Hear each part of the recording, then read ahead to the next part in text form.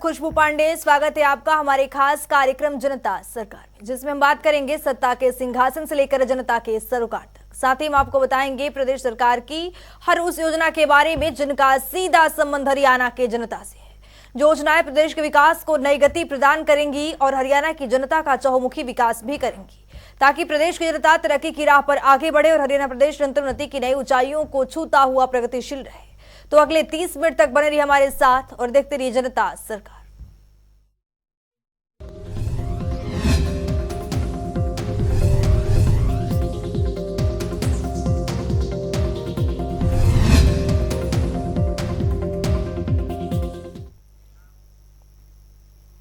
देश की स्वतंत्रता के लिए अपना सर्वोच्च बलिदान देने वाले महान क्रांतिकारी अमर शहीद सरदार भगत सिंह जी की आज जयंती है। जयंती के मौके पर मुख्यमंत्री मनोहर लाल ने ट्वीट कर उन्हें नमन किया है। तो आइए देखते हैं कि मुख्यमंत्री मनोहर लाल ने अपने ट्वीट में क्या कुछ लिखा है। मुख्यमंत्री ने अपने ट्वीट में लिखा है, मां भारती के वीर सपूत, देश की स्वतंत्रता के लिए अपना सर्वोच्च बलिदान देने वाले महान क्रांतिकारी अमर शहीद सरदार भगत सिंह जी को उनकी जयंती पर कोटि कोटि नमन। मातृभूमि की रक्षा के लिए उनका संघर्ष, अदम्य साहस एवं शौर्य सदैव युवाओं में देश प्रेम की अलख जगाता रहेगा। हरियाणा और हरियाणा वासियों का उत्थान मुख्यमंत्री मनोहर लाल का मुख्य उद्देश्य है। मुख्यमंत्री मनोहर लाल ने जब से प्रदेश की कमान संभाली है, तब से प्रदेश के गरीब जरूरतमंदों की आवाज को हमेशा मुखर होकर सुनते नजर आते हैं। यही वजह है कि हरियाणा में पंक्ति में खड़े अंतिम व्यक्ति तक सभी योजनाओं का लाभ पहुंच रहा है। इस रिपोर्ट के जरिए देखिए। पिछले 9 सालों के कार्यकाल में मुख्यमंत्री मनोहर लाल ने प्रदेश के उत्थान और उन्नति के लिए कई बड़े कार्य किए, जिसमें से एक है सीएम विंडो। मुख्यमंत्री मनोहर लाल ने प्रदेश वासियों में एक आशा और उम्मीद की नई किरण जगाई। सीएम विंडो और ट्विटर हैंडल की इस पहल ने इस विश्वास को जन्म दिया है कि सरकार अब उनकी शिकायतों को जल्द सुनती है, चाहे वो कागज की एक साधारण शीट या कुछ शब्दों के माध्यम से व्यक्त की गई।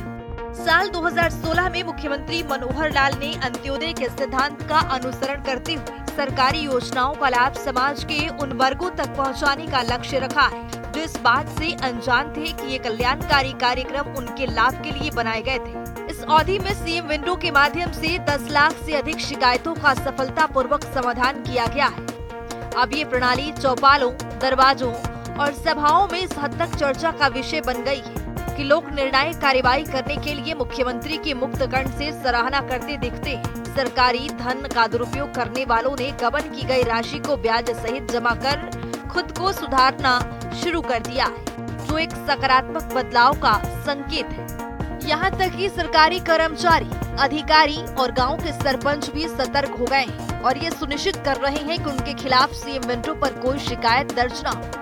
उन्होंने बिना किसी हिचकिचाहट के इन ट्रेंडिंग को अपनाने की इच्छा व्यक्त की है। लोगों ने महसूस किया है कि सीएम विंडो और ट्विटर हैंडल के जरिए से बिना किसी मध्यस्थता या झिझक के अपने विचारों और शिकायतों को सीधे मुख्यमंत्री कार्यालय तक पहुंचा सकते हैं। हरियाणा सिविल सचिवालय के सेवानिवृत्त HCS अधिकारी और अवर सचिव सीएम विंडो पर शिकायत समाधान प्रक्रिया की लगातार निगरानी करते हैं और शिकायतकर्ताओं को उनकी शिकायतों की स्थिति के बारे में नियमित अपडेट प्रदान करते हैं। सीएम विंडो या ट्विटर हैंडल पर शिकायत अपलोड करने पर शिकायतकर्ता को अगले दिन उनके मोबाइल फोन पर अधिसूचना भी प्राप्त होती है, जिसमें उनकी शिकायत के पंजीकरण की पुष्टि होती है। इसके अलावा शिकायत को आवश्यक कार्यवाही के लिए संबंधित विभागों को अग्रेषित कर तुरंत कार्यवाही भी सुनिश्चित की जाती है। सीएम विंडो की ये पहल जिला मिनी सचिवालयों और उप मंडल कार्यालयों से शुरू की गई है, जिससे व्यक्ति सीधे अपनी शिकायतें मुख्यमंत्री को भेज सके। हालांकि विपक्ष इस पारदर्शी प्रणाली को पहचानने के लिए लगातार संघर्ष कर रहा है, जिसमें किसी बिचौलियों की आवश्यकता नहीं है।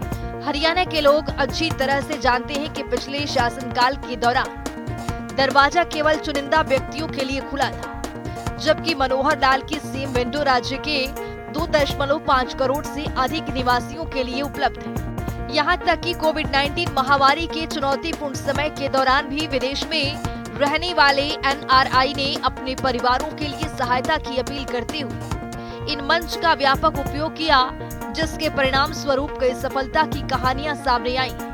सीएम विंडो और ट्विटर हैंडल मुख्यमंत्री के डिजिटलीकरण प्रयासों की अभिन्न अंग है। पिछले 9 वर्षों में हरियाणा में एक महत्वपूर्ण परिवर्तन देखा गया है, क्योंकि सरकारी विभागों ने ऑनलाइन सिस्टम को अपनाया है। यहाँ तक कि अपने खेतों की सिंचाई में लगे किसान भी हर शनिवार शाम 5 से 6 बजे तक मुख्यमंत्री के साप्ताहिक ऑडियो संवाद यानी सीएम की विशेष चर्चा कार्यक्रम में सक्रिय रूप से भाग लेते हैं, जो सरकार की बढ़ती डिजिटल आउटरीच और जवाबदेही को रेखांकित करता है। स्पेशल डेस्क जनता टीवी। वहीं आज एशियन गेम्स में पुरुषों की 10 मीटर एयर पिस्टल टीम स्पर्धा में भारत के युवाओं ने शानदार जीत हासिल कर स्वर्ण पदक अपने नाम किया है और देश का नाम रोशन भी किया है। इसी कड़ी में मुख्यमंत्री मनोहर लाल ने ट्वीट कर उन्हें बधाई दी है। तो देखते हैं कि मुख्यमंत्री ने अपने ट्वीट में क्या कुछ लिखा है। मुख्यमंत्री ने अपने ट्वीट में लिखा है, खेलों में स्वर्णिम भारत। एशियन गेम्स में पुरुषों की 10 मीटर एयर पिस्टल टीम स्पर्धा में शानदार जीत हासिल कर स्वर्ण पदक अपने नाम करने पर भारतीय निशानेबाज शिवा नरवाल, सरबजोत सिंह और अर्जुन सिंह चीमा को हार्दिक बधाई और शुभकामनाएं। हम सभी को आप पर गर्व है। ईश्वर आपके इस स्वर्णिम सफर को जारी रखें। पारदर्शिता के साथ काम कर रहे हरियाणा के मुखिया मनोहर लाल ने करीब 9 सालों में हरियाणा की तकदीर और तस्वीर बदलने का काम किया है। आज हरियाणा की छवि देश के अग्रणी राज्यों में शुमार होता जा रहा है, क्योंकि यहां के मुख्यमंत्री मनोहर लाल ने यह साबित कर दिया है कि राजनीति में रहते हुए समाज की भलाई के लिए व्यापक तरीके से कार्य किया जा सकता है, जिससे आम जनमानस तक लाभ पहुंच सके। देखिए मनोहर सरकार के करीब 9 सालों के विकास कार्यों से जुड़ी खास रिपोर्ट।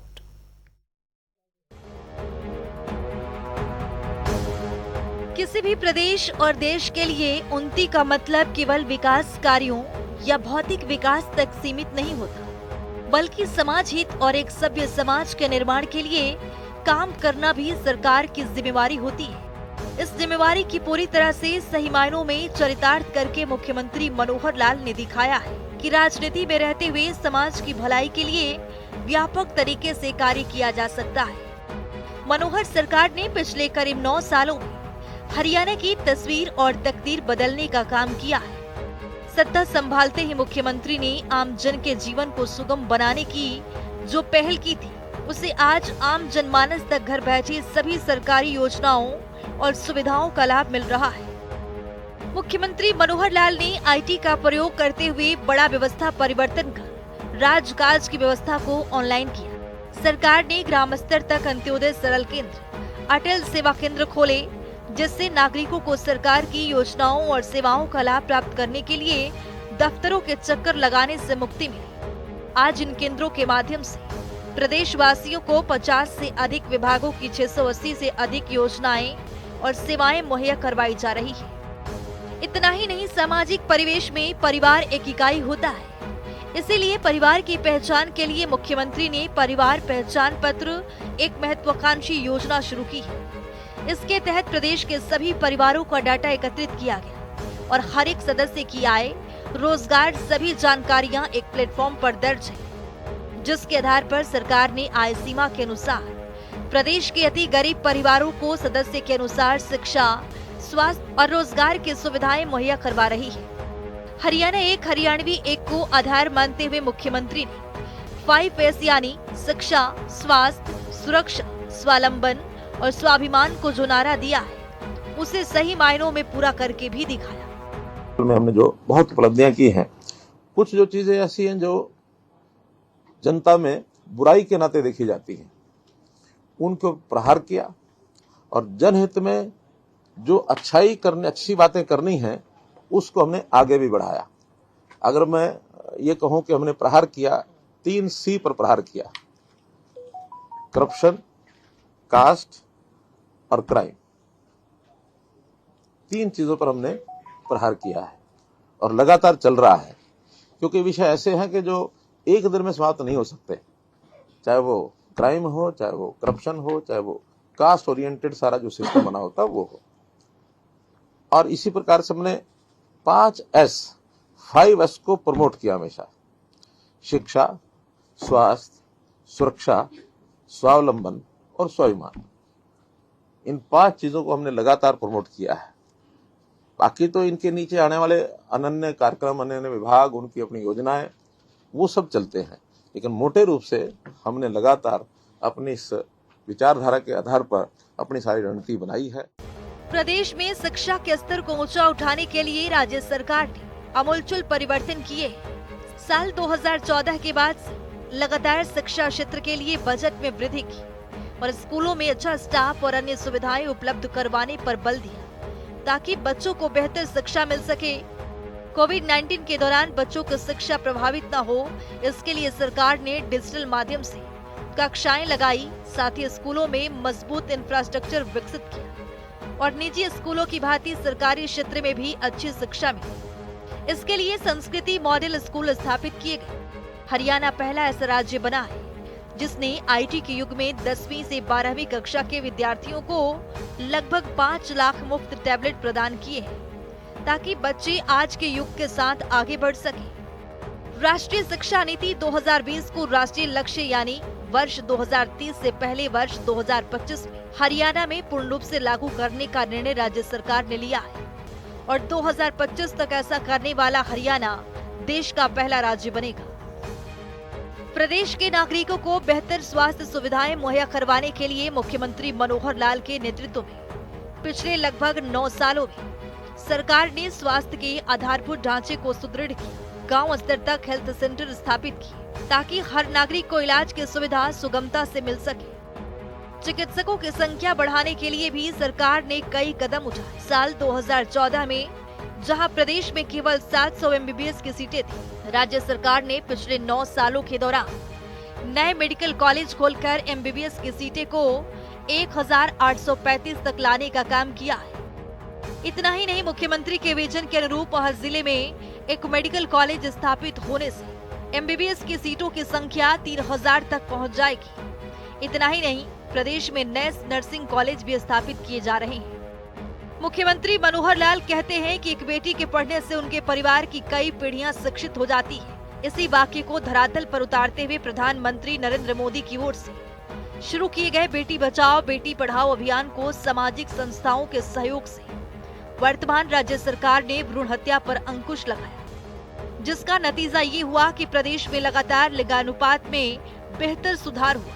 इसी दिशा में आगे बढ़ते हुए मुख्यमंत्री मनोहर लाल ने महिलाओं को स्थानीय सरकारों में और अधिक अधिकार देने के लिए पंचायती राज संस्थाओं में महिलाओं को 50% आरक्षण दिया। इतना ही नहीं, पुलिस में भी महिलाओं की संख्या को 15% तक ले जाने का सरकार का लक्ष्य है। प्रदेश में महिलाओं की सुरक्षा की ओर विशेष ध्यान देते हुए उनके खिलाफ अपराधों से निपटने के लिए सरकार ने राज्य में 33 नए महिला थाने और 239 महिला हेल्प डेस्क स्थापित किए गए हैं।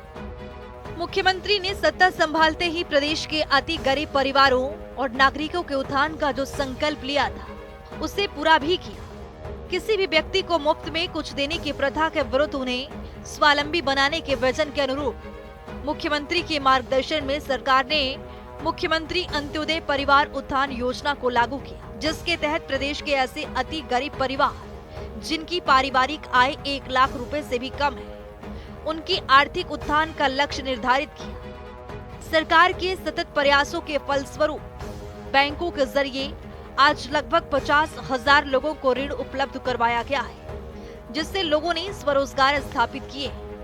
ये लोग आज 15,000 रुपए से 20,000 रुपए प्रति माह आय अर्जित कर अपने परिवार को संभाल रहे हैं। इन 9 सालों में मुख्यमंत्री मनोहर लाल के नेतृत्व में राज्य सरकार ने समाज कल्याण और नागरिकों के उत्थान के लिए जितनी भी योजनाएं और कार्यक्रम चलाए, उतनी शायद पहले किसी भी सरकार ने शुरू नहीं की। 2014 के बाद से वर्तमान सरकार के कार्यकाल के दौरान राज्य ने हर क्षेत्र में जितनी तेज गति से प्रगति की है, इस राह में प्रदेशवासी भी एक नए हरियाणा का गवाह बने। आज समाज का हर वर्ग सरकार की कार्यप्रणाली, नीति निर्माण और पात्र नागरिकों को योजनाओं का लाभ सुनिश्चित करने की प्रतिबद्धता से आश्वस्त नजर आता है। स्पेशल डेस्क जनता टीवी।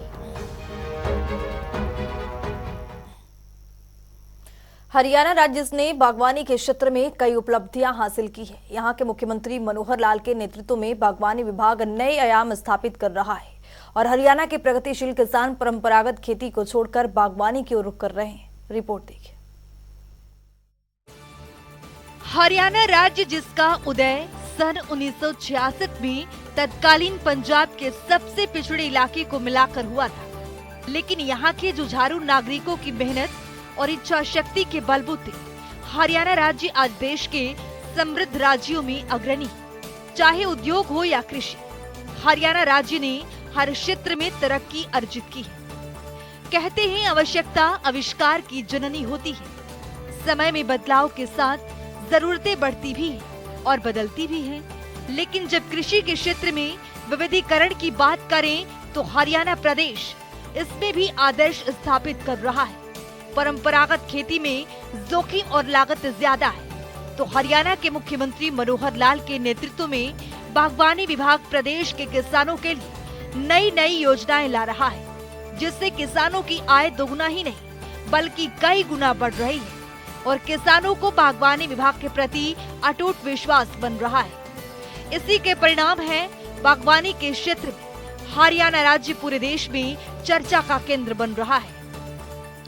बागवानी किसानों को प्रोत्साहित करने के लिए हरियाणा सरकार निरंतर कार्य कर रही है। बागवानी विभाग हरियाणा की ओर से किसानों को सशक्त बनाने के लिए पूरे राज्य में 11 उत्कृष्ट केंद्र स्थापित किए गए हैं। ये सभी उत्कृष्टता केंद्र हरियाणा राज्य के किसानों को उच्च गुणवत्ता के पौधे तैयार करके मुहैया करवाने के लिए प्रतिबद्ध है। इसी का परिणाम है कि हरियाणा राज्य के किसान अपनी परंपरागत खेती को छोड़कर जैविक खेती करने की ओर बढ़ रहा है। कृषि विविधीकरण को बढ़ावा देने के लिए हरियाणा की मनोहर सरकार ने पिछले 7 साल में बागवानी विभाग के बजट को करीब 3 गुना बढ़ा दिया है। बागवानी विभाग द्वारा चलाई जा रही योजनाओं का लाभ उठाकर हरियाणा का किसान खुशहाल हो रहा है, जिससे विभाग के प्रति किसानों को विश्वास भी बढ़ रहा है।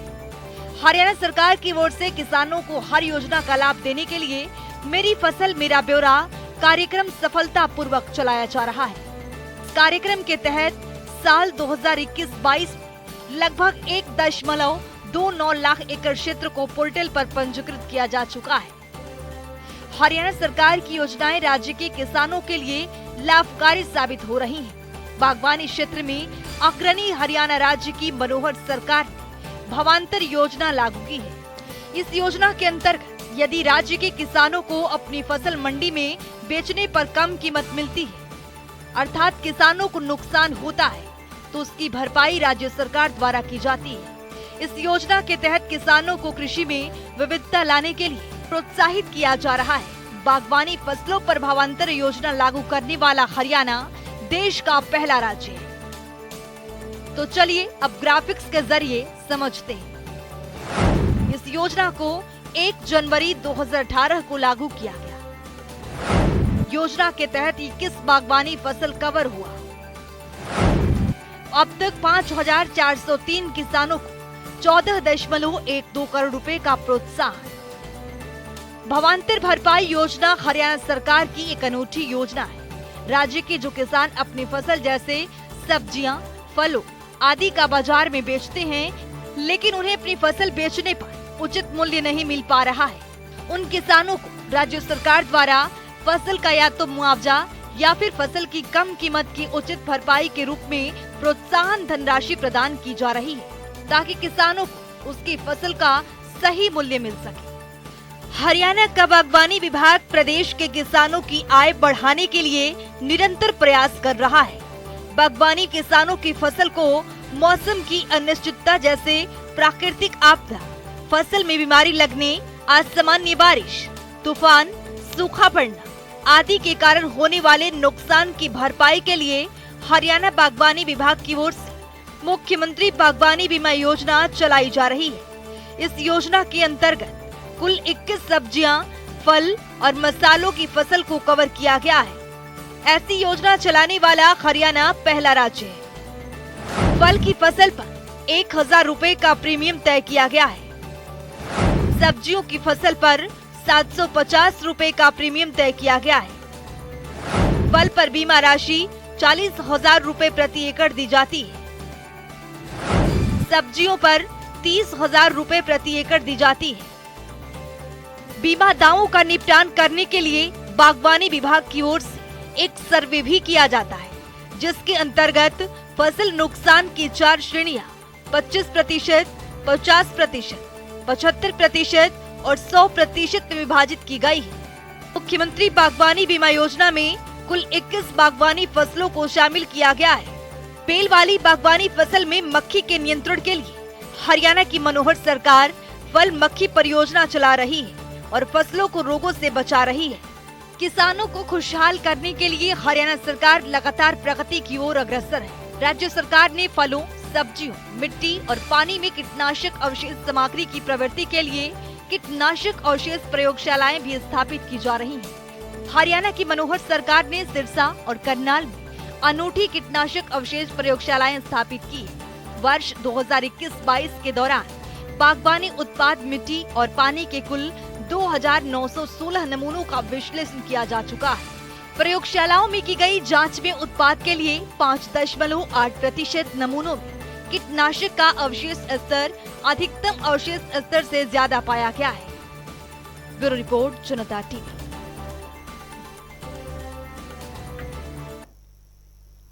तो चलिए अब जान लेते हैं आज के सवाल का विजेता कौन है।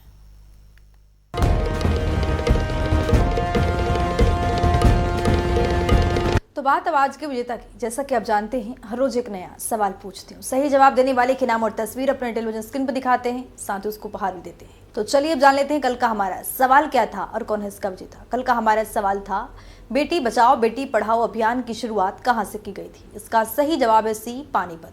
ढेरों जवाब आए, लेकिन आज के हमारे विजेता हैं हिसार से नरेंद्र कुमार। नरेंद्र, आपको बहुत बहुत बधाई। तो फिर पूछेंगे आज का सवाल, देखते रहिए जनता टीवी।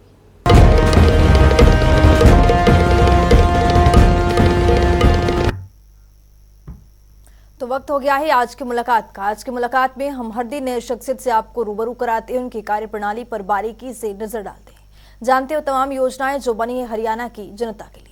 तो ऐसे ही शख्सियत जनता टीवी ने खास बातचीत की है। इनका नाम है डॉक्टर वजीर सिंह, जो कि करनाल से कृषि उपनिदेशक के पद पर काबिज हैं। सुनिए।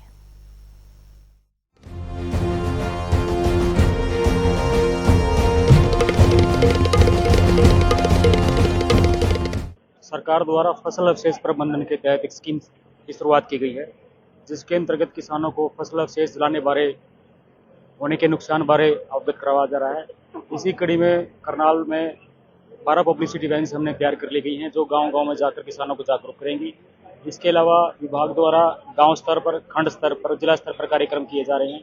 वॉल पेंटिंग करवाई जा रही है, होर्डिंग करवाई जा रही है और किसानों को फसल अवशेष जो स्कीम चलाई जा रही है, उसमें जो किसानों को सरकार सुविधा देती है, 1,000 रुपये प्रति एकड़ के हिसाब से एच सीटू और इन सीटू मैनेजमेंट के 1,000 रुपये प्रति एकड़ का अनुदान दिया जाता है। इसके अतिरिक्त IOCL द्वारा 2 सेंटर, परचेज सेंटर शुरू किए जा चुके हैं। भामरेडी में और दूसरा बालजटान में है, जहां पराली की गांठें IOCL द्वारा परचेज की जाएंगी। 1890 रुपये पर MT के हिसाब से जो परचेज की जाएंगी।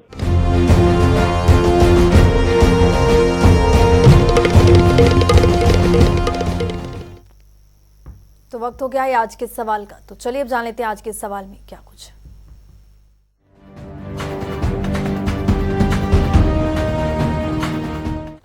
हर रोज की तरह हाजिर हूँ आज का सवाल लेकर। जैसा कि आप जानते हैं, हर रोज एक नया सवाल पूछते हैं। सही जवाब देने वाले के नाम और तस्वीर अपने टेलीविजन स्क्रीन पर दिखाते हैं, साथ ही उसको उपहार भी देते हैं। तो चलिए अब नजर डालते हैं आज के सवाल। पौधागिरी अभियान का शुभारंभ कब किया गया था। ए 15 जुलाई 2018, बी 18 जून 2014, सी 13 अगस्त 2020, डी 15 जनवरी 2022। तो दीजिए सही जवाब और बनिए विजेता।